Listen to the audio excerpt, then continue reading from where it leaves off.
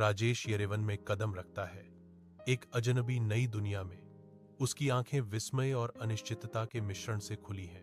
ऊंची इमारतें और व्यस्त सड़कें उसे घेरे हुए हैं, जो दृश्यों और ध्वनियों की एक अपरिचित सिम्फनी उसकी इंद्रियों को अभिभूत कर रही है। अनुवाद में खोया हुआ अर्मेनियाई लिपि उसके चारों ओर घूमती है, एक सुंदर पहेली जिसे वह समझ नहीं सकता।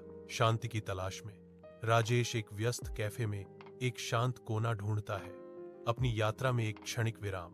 अपने विचारों के साथ अकेले वह फुसफुसाता है, अब क्या करें, क्योंकि वह इस विदेशी भूमि में अपने अगले कदम पर विचार करता है।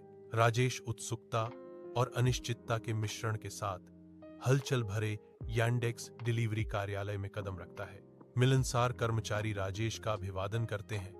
उनकी स्वागत मुस्कान उनकी शुरुआती आशंका को कम करती है। एक प्रदर्शन सामने आता है जो ऐप के माध्यम से ऑर्डर लेने और डिलीवरी नेविगेट करने की जटिलताओं को उजागर करता है। राजेश का भाव नरम पड़ जाता है, राहत की लहर उस पर छा जाती है, क्योंकि वह सिस्टम की सादगी को समझ जाता है।